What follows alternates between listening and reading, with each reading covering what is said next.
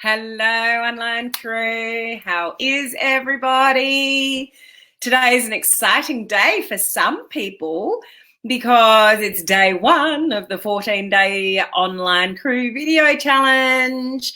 And some of you will be starting tomorrow. So depending what time zone that you are in around the world, but I'm so excited for those that are starting today. So if any of you are listening that have already done their video for today or are going to, just let's have a hell of a lot of fun over the next 14 days for our free video challenge. If you want to join us, it's not too late. You just have to catch up on a few videos. The link is up above to join the group. So yeah, go for it, guys, and have fun. So today we are continuing the conversation on the algorithm again.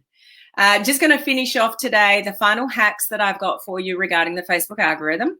I started this conversation last week and gave you various tips and hacks. We talked about it again yesterday. I gave you another 5 yesterday, and I've got another 4 for you today. So I hope you've got your pen and paper ready. And I am, just to let you guys know, I am all the videos that I've done from sort of word go last week when I started this discussion to now. I'm going to break them all down in individual posts and put them on my page and, in the group as well, the social media group, just so you've got them in written format as well. Because some people like to read, some people don't have time to watch videos, so we'll cover both bases there. Now, just the last thing is those of you in my coaching community, where are you guys? Identify yourselves.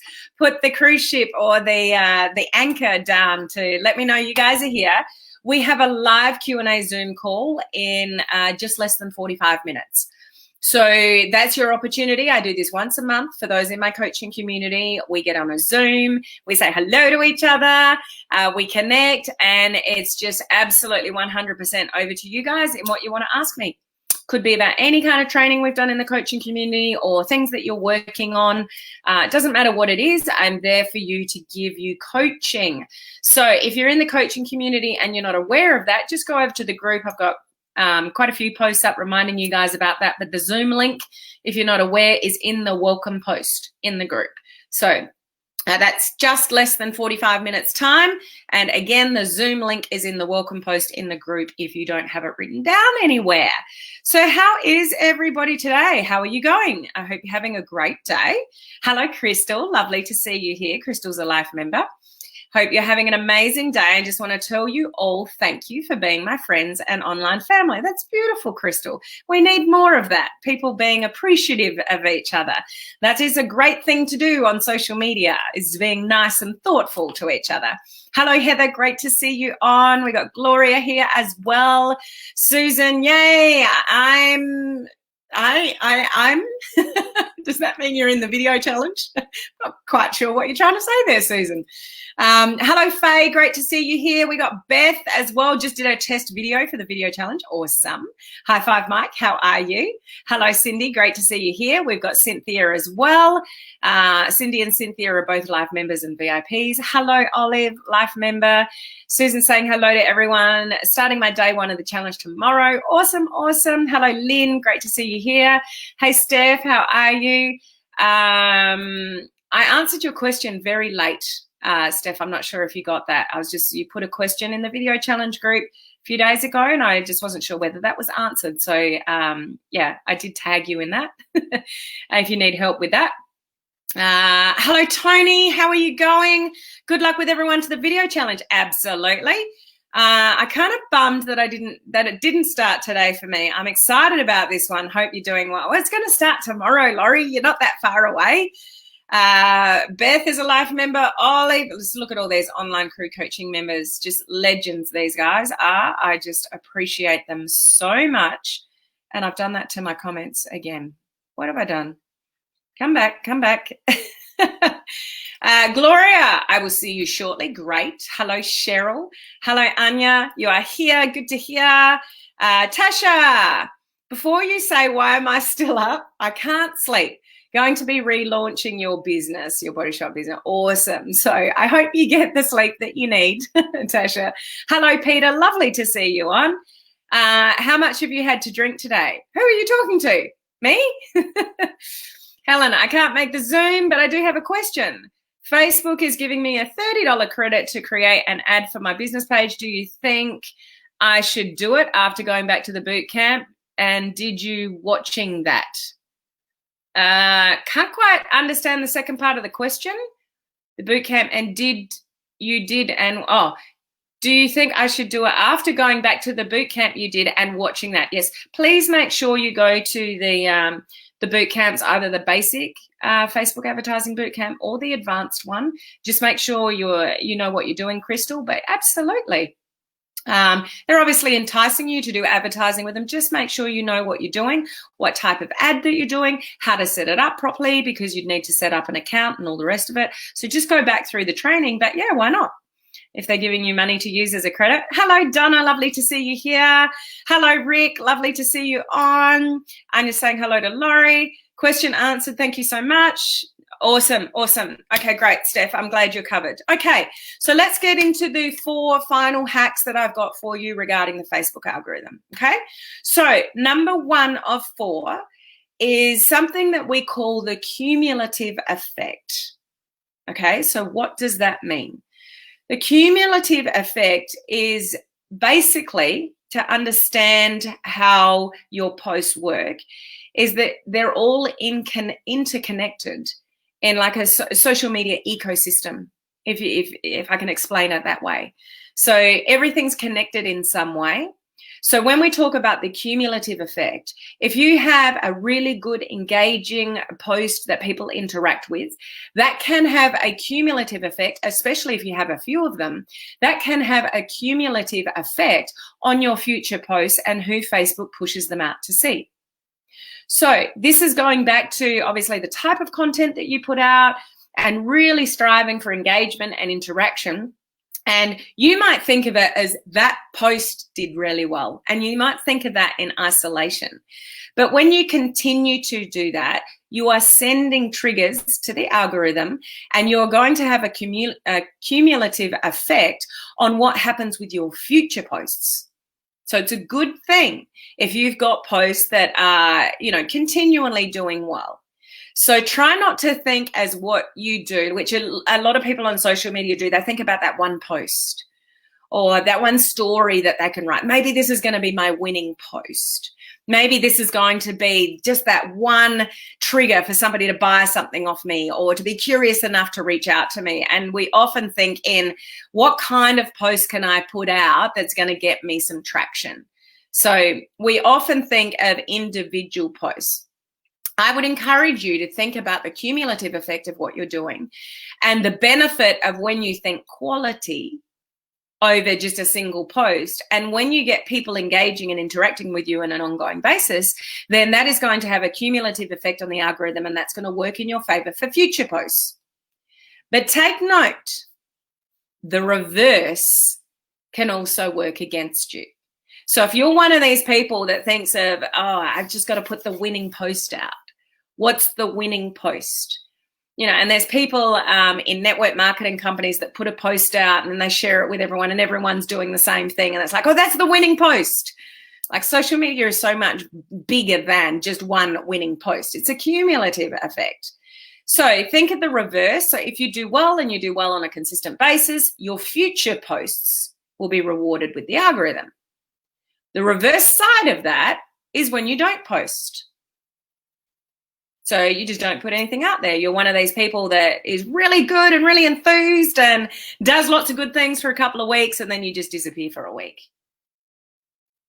So that works in the negative for this cumulative effect, because there's nothing cumulative going on there. You've just disappeared.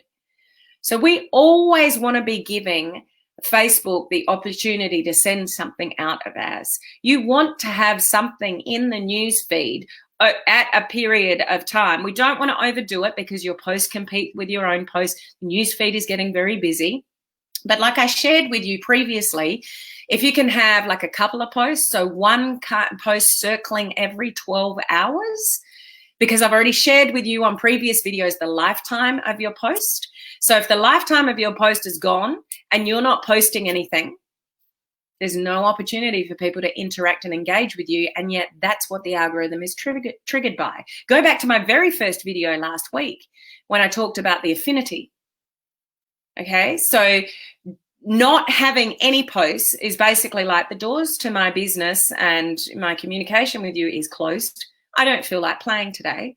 So I'm not going to put anything up today, which then the algorithm's got nothing to work with. There's no interaction or engagement happening. So it works in the negative if you're not posting quality content. Okay, so the cumulative effect is awesome.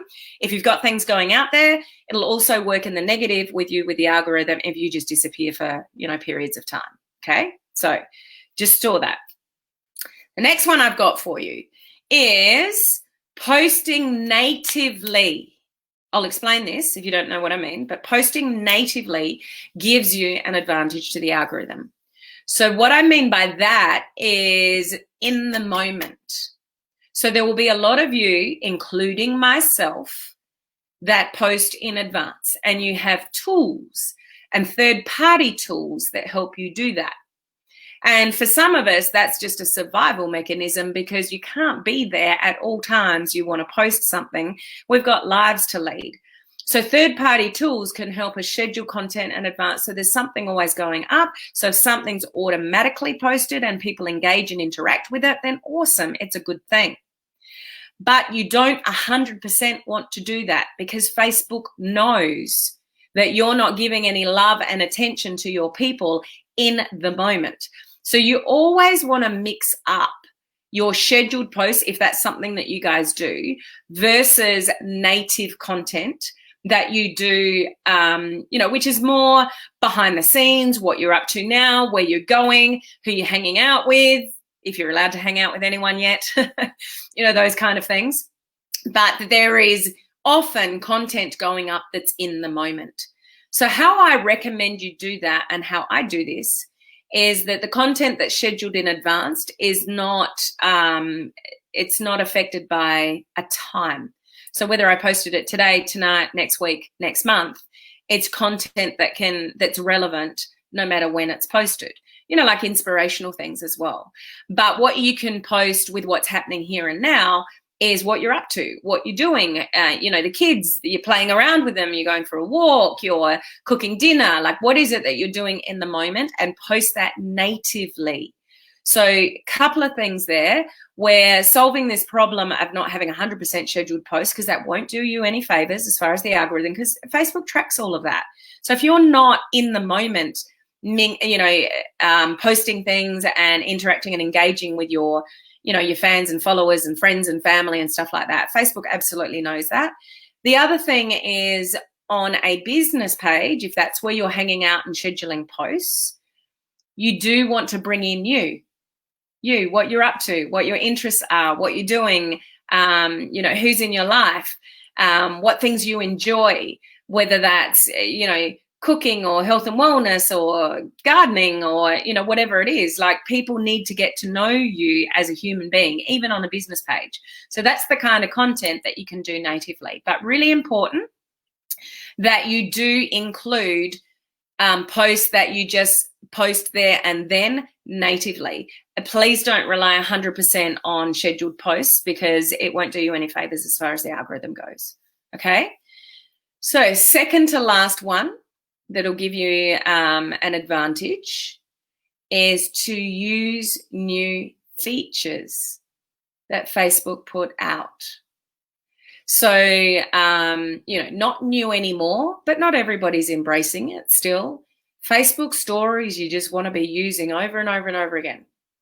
So you've heard many a times from me, different algorithm, different objective. It's ephemeral content, which just means it disappears after 24 hours, but you can go for it in stories and post over and over and over and over again versus the news feed, 1 to 2 posts a day. Okay, so Facebook stories is something that you should be embracing. If there's a new feature of some sort, like Facebook would prefer us, I don't myself, but Facebook would prefer us to use their live producer. If you're doing live videos, their live producer, which is their scheduling tool for Facebook Lives, their platform for doing Facebook Lives. I use a third-party software and do it that way because it's actually a lot easier. But anything that's new, I would recommend you embrace that because Facebook is going to favor you over others when you're embracing new features. So when people first got onto Facebook stories when it was a new feature, their content would have been favored and pushed out more in the algorithm because they were using it.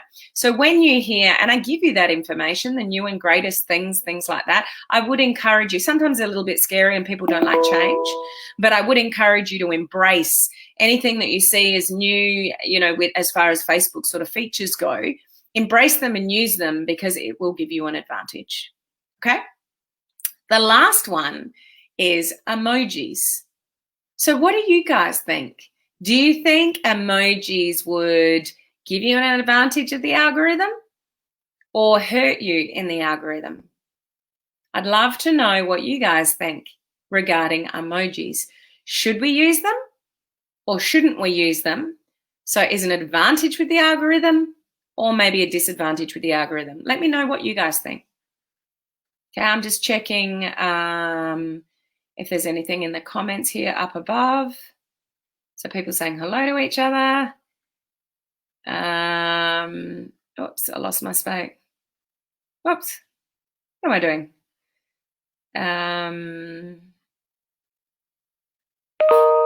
Oh, Laurie, you're not accusing me of drinking? That drinking post was for Susan because of her comment. Sorry, I didn't mean I thought you were drinking. That's okay, Laurie. Cheryl's just got home from work, been on her feet all day. I need a nice cold bevy. Sounds good, Cheryl. So Cheryl's drinking. There are some people drinking. My reach is all over the place. Interesting, Gloria. So have you evaluated what posts? Are there different types of posts getting different types of reach? Can you narrow that down any? Hello, Aldith. How are you? Utah is about to be on complete lockdown due to more new cases, maybe homeschooling again. Oh my gosh. What's going on with this second wave of stuff? This was always a fear. I know I'm just going on a quick tangent here. But my state in Australia is doing quite well and our borders are still predominantly shut. But there's another state in Australia that it's just growing and growing and growing and growing again. And I believe that there are places in the US that are spiking again. Like, are we really here again? Is this really happening that we're going back into lockdown? I can't believe it. So that's a shame, Crystal. I'm sorry to hear that. Governor informed us today that we will remain in phase 2 for at least 3 more weeks and made wearing masks mandatory, effective Friday at 5. So everyone, going out in public, doing anything, everyone has to wear a mask, Lynn? Is that what you're saying? What's going on? Use them to express emotion, but not too many. So that's posting. They're a little of both, just in moderation, not too many. I can't remember what we were even talking about. Too many. Oh, so we're talking about emojis. Okay, so let's go back. Use them to express emotion, but not too many. Okay. They're a little of both, just in moderation, not too many. So Beth and Crystal are saying the same thing.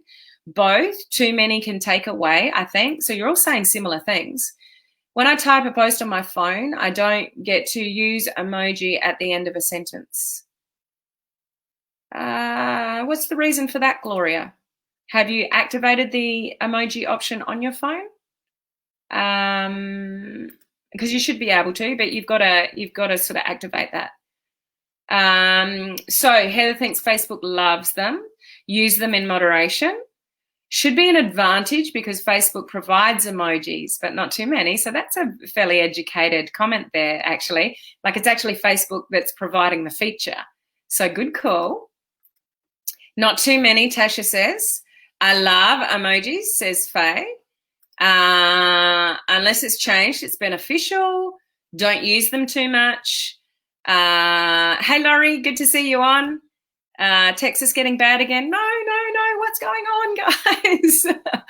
That's so sad that we're going back to sort of potentially where we were. Oh, I'm so sorry to hear that. I think you said to use sparingly emojis, which is one of those you get told to use. I like emojis. So maybe Steph's been listening to me. Okay. Olive wanted to know what state that's in, Lynn, if you want to reply to Olive there. Everyone has to wear masks. Wow. Well, the mask industry just got a huge boost then, more than it already has. We just started opening things back up. I hope we don't go into lockdown again. I have to wear a mask and gloves at work all day. Wow. I'm afraid that the second wave is going to be worse because we'll not isolate like they might have done before. Yes, to emojis, just a few. Okay, I didn't know that. Where do I activate these emojis? So I think you've got an Android, don't you, Gloria? So I'm not sure I can help you with that one. I know how to do it on an iPhone, but they don't come up automatically on an iPhone. So yeah, I think you might have to, I'm sure there's somebody on here with an Android that knows how to do that. For some reason, I think you're Android, Gloria. That's correct, isn't it? There are apps that you can get for your phone, or they may even be a setting for your keyboard in your phone. Yeah, it's usually the keyboard, an option on that. Hey, Tina, how are you? So Malin loves emojis. So last comment here, it's getting me to like that here too, Mouse Mandarin. Wow. Okay, so let's just finish off with our emojis, because this is the last hack that I've got for you, and we're finishing this sort of training on hacks. So you're quite right in what you've already mentioned. Emojis are good. They're actually a feature that Facebook give you, like Olive said. So if they were not good to use, Facebook wouldn't give us, those emojis. And about once a year, they give us a few more to go and play with, a few new ones to go and play with. So obviously they're not something that totally are not good to use, because they're actually a Facebook feature. The challenge is when you overuse them. So I'll give you some stats in a minute for using emojis. So it literally is, I guess, to cut to the chase, there literally is a balance with it. So you want to use them. They can be fantastic for heightening emotion. So if you've got a party emoji, it's a pretty strong signal that there's something cool party related going on, isn't it? If you've got a post with a sad face on it, it's like, oh, I'm sad that, I'm not doing this. Like, I think I used a sad face emoji when I said, we're meant to be in Bali right now. I'm meant to be sitting on a lounge chair talking to you with a cocktail. Oh, it might be a bit early for a cocktail. I can't remember what the time is in Bali. Oh, it's never too early for a cocktail in Bali. What am I saying? But relaxing by the pool, doing a live. And I'm not doing that right now. So I'm just sad that I'm actually more sad that I didn't get the time to spend with Paul and the boys, just like that quality holiday time. I was still going to go live while I was over there, so I was going to share the experience with you guys. But that's what I'm sad about, because we haven't gone to Bali for 4 years because I've been doing so much traveling. So the boys kept saying, when are we going back to Bali? When are we going back to Bali? Because they went 4 years in a row before I started traveling a lot. And then they just stopped. So this year we'd booked it all. It was going to happen. We were leaving Monday, like we should be there now for 2 full weeks. So, yeah, I'm digressing again. But I used the sad face emoji because I was sad that we're not going sort of as a family. So it helps you heighten emotion. But in their own policies, Facebook has in one of their policies as something that they don't like that you can offend against is overuse of symbols and so what I would take from that is you've got emojis that heighten emotion, and you've just got emojis that are symbols and things like that. They don't like overuse of symbols, but you can use emojis to definitely heighten emotion. But what I would discourage is, 3 or 4 of them that are all sort of saying the same kind of emotion. So just choose one at the end of a sentence. The other thing I would recommend to you is, which I've mentioned a couple of times here before, if you've been hanging out here for a while, is use it at the beginning of your sentence. Use it at the beginning of communicating with somebody in Messenger. So highlight, like draw, because people read left to right. People absorb, don't you? You read left to right. If you're dyslexic, you might do it backwards, but generally people read left to right. So you can use an emoji at the very beginning of a sentence to heighten an emotion. Not a bad thing, guys. So use them, definitely use them. And I've got some stats here I'm just about to share with you, but don't overuse them, because even though Facebook gives you the ability to use them, it doesn't like you overusing them. And it can seem to, like, have you seen those posts out there that have got emojis like absolutely everywhere? And it's like, whoa, that's a little bit too much. Okay, so if you use emojis, statistically, here's some data for you. Statistically, you will get, apparently, 57% more likes, 33% more comments, and 33% more shares. So data shows that when you use emojis, people are drawn to it more. It's more than just words. You've got a few little images there that help heighten, you know, the emotion. They can be really good in ad copy and, you know, emotional posts that you put on social media to just dig a little bit deeper in how you're actually feeling. So use them, but just don't overuse them, because they can draw people to a post. A particular emoji can actually draw the eye in, which is a good thing, especially if you've got a bit of long copy. You might want to use emojis to draw the eyes to certain thing. And I wouldn't use an emoji in the end of every single sentence if you've got a long post.